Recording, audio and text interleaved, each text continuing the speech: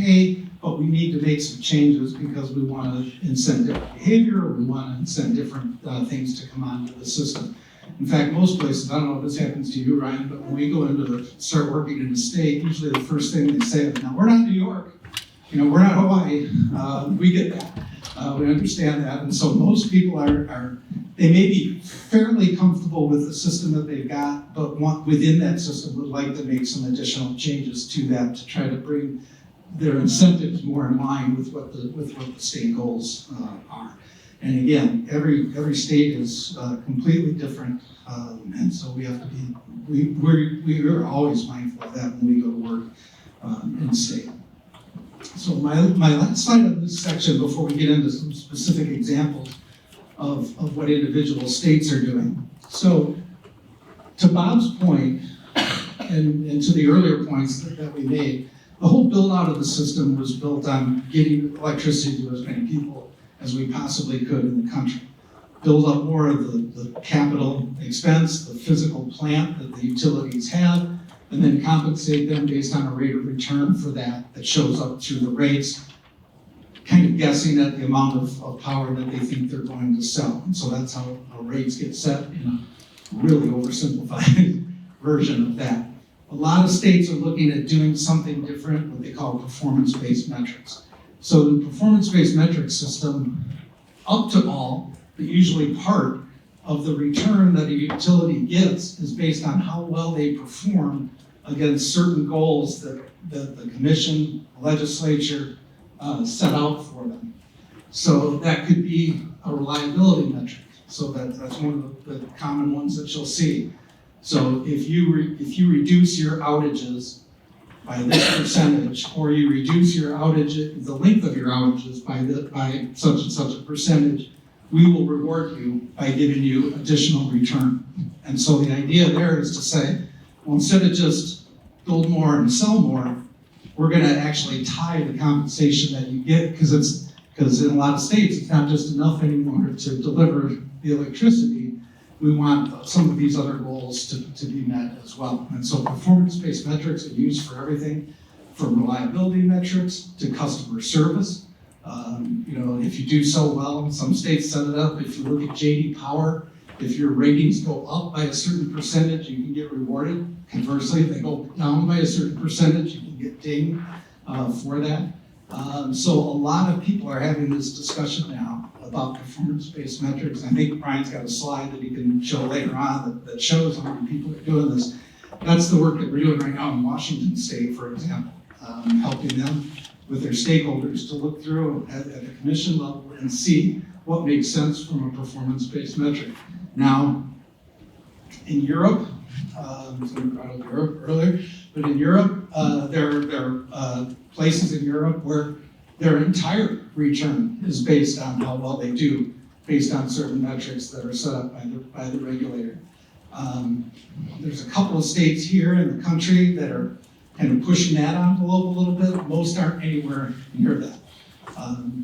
One story I'll tell about a state, I won't say which one, but they were looking at a report that showed the different levels that could happen of performance-based metrics. Some kind of maybe 2 or 3 metrics having to do with reliability.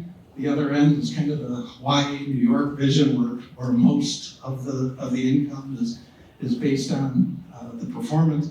And then you've got a space in the middle, which is actually one state is actually put that here, where you take a little bit off of the return and allow the utility to earn back, or maybe even over-earn from where they would have been if they meet all of these different goals. The theory being, if they do all of this that helps advance all of these other state goals, we're going to reward them for doing that.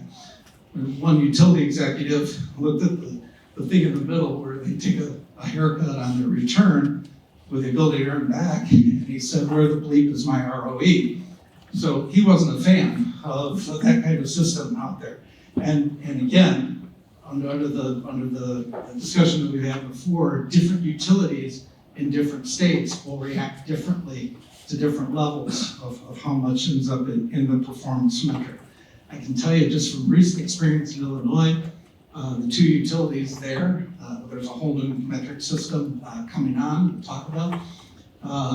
They had very different views on the performance metrics and how much they wanted to really invest in that, how much they really liked that particular system as well.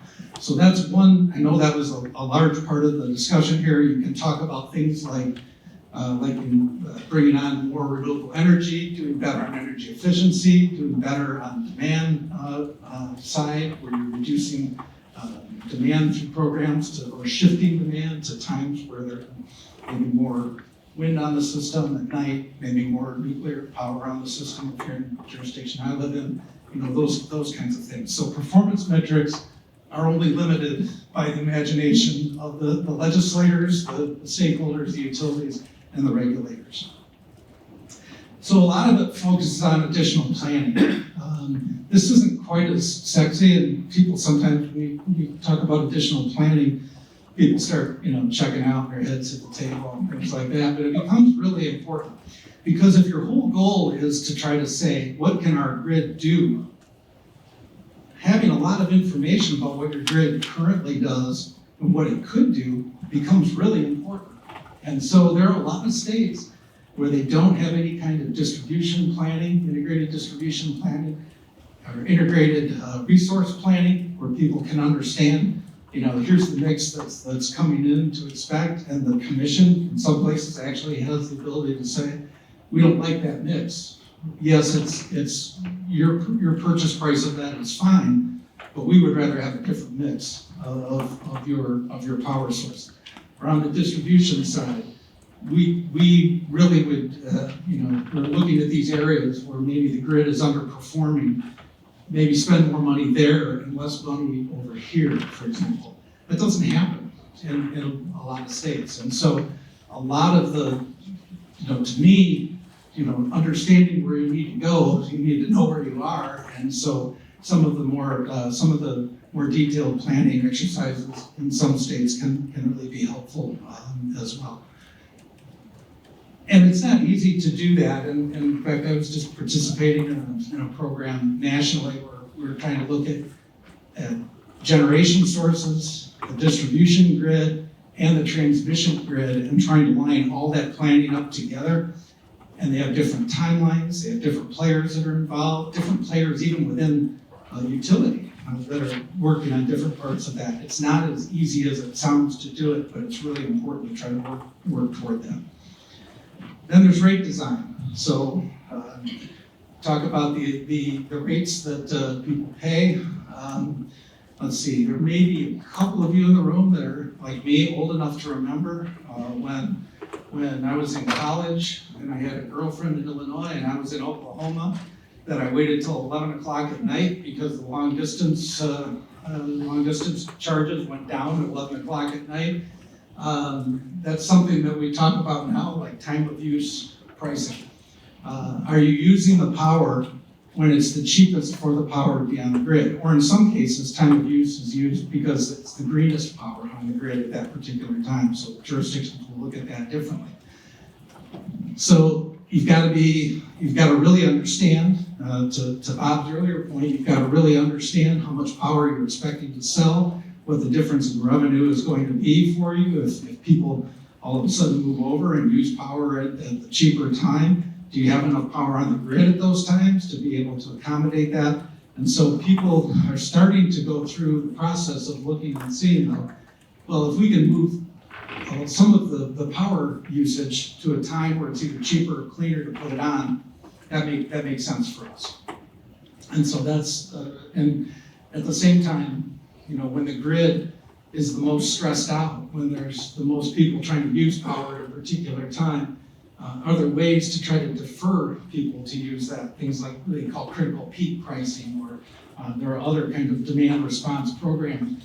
Ryan made the point about you don't want everybody coming home at 8 o'clock at night and flipping on their 240 to charge up their electric vehicle. And he's right, and most utilities would say that.